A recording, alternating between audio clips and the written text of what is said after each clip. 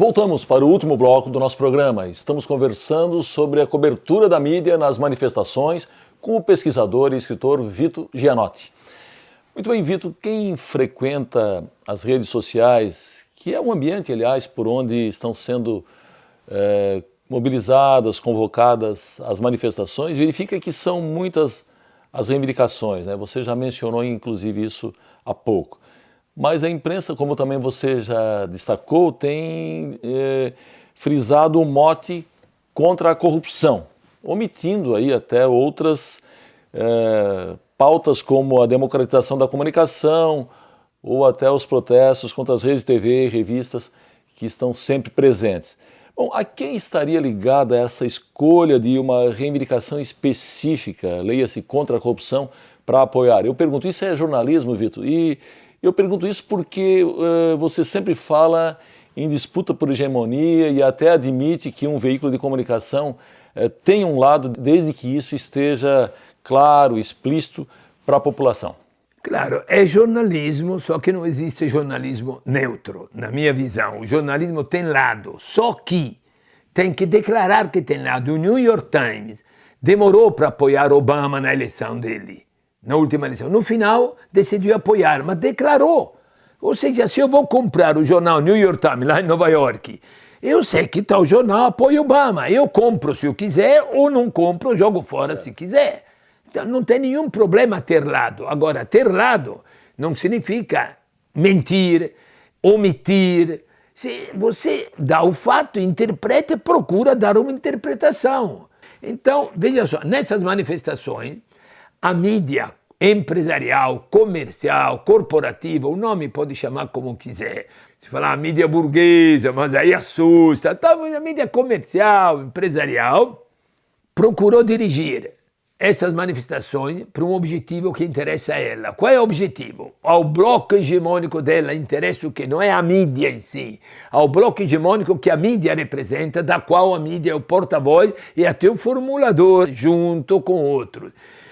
O interesse é o desgaste total da política e do governo. Da política por quê? Na medida que a política fica desgastada, os empresários, os donos desse bloco hegemônico, ficam com as mãos livres, por exemplo, para falar da corrupção e os corruptores. Quem são os corruptores? A mídia não fala, não existe esse assunto. A corrupção nasce do céu, sai, brota do nada, do chão, assim, tal. É um cogumelo que nasce da noite para o dia. Como assim? Alguém corrompeu. Cadê os corruptores na cadeia? Cadeia para os corruptores? Não, cadeia para os corruptos. Ok, muito bem para os corruptos. E os corruptores? Não existe corruptor. Porque os corruptores são, evidentemente, os que têm o poder econômico disso aqui, que são o bloco hegemônico da qual a mídia é o partido político.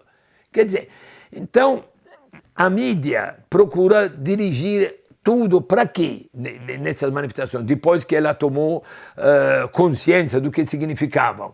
Dirigir para um desgaste total de todos os políticos. Isso permite qualquer desfecho.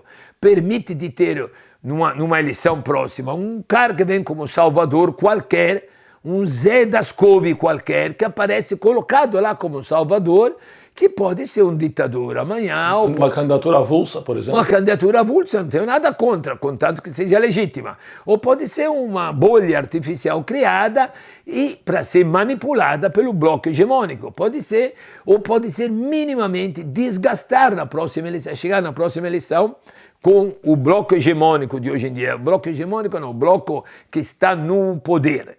Não chamaria hegemônico. O bloco do poder de hoje chega desgastado e permitir uma mudança que interesse a um novo bloco de poder econômico, político, ou, se não, até chegar a um impeachment. É uma das possibilidades. O importante é desgastar o máximo até chegar a 2014 com esse desgaste, ou procurar uma quebra total. E colocar o quê no lugar? A mídia vai dizer o que colocar.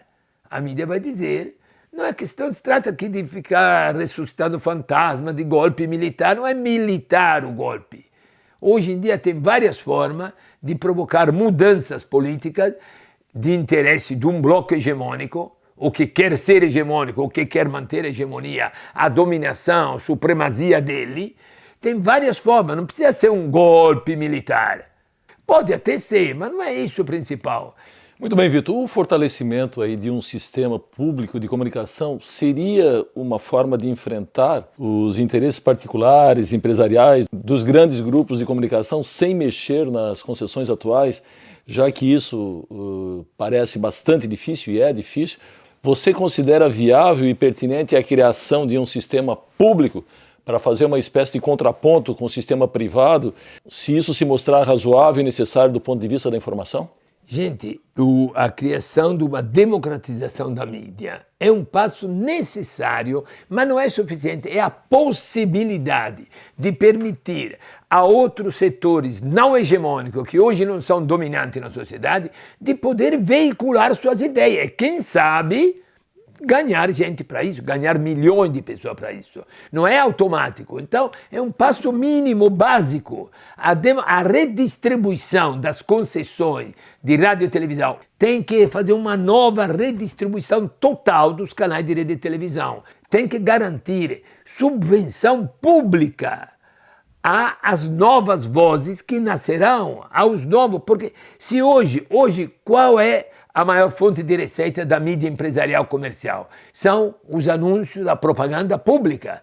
A nova mídia pública ou tem esse apoio forte, firme, não proporcional ao que hoje ela tem de audiência, senão nunca vai chegar lá. Ela está aqui, lá em cima, ela nunca vai chegar. Não, tem que ter um incentivo à pluralidade de opinião, à pluralidade de ideia, à diversidade cultural, um incentivo aos pequenos meios de comunicação das periferias, das cidades menores, ou de grupos não hegemônico hoje em dia, para poder eles divulgar suas ideias. E aí, meu amigo, não está dito que vai mudar tudo. Vai mudar, pode não mudar nada. Vai mudar se esse bloco, esse novo bloco separado, não uniforme, se capacitar, tiver condições e tiver vontade e uma proposta política de sociedade capaz de ganhar milhões, senão não adianta nada.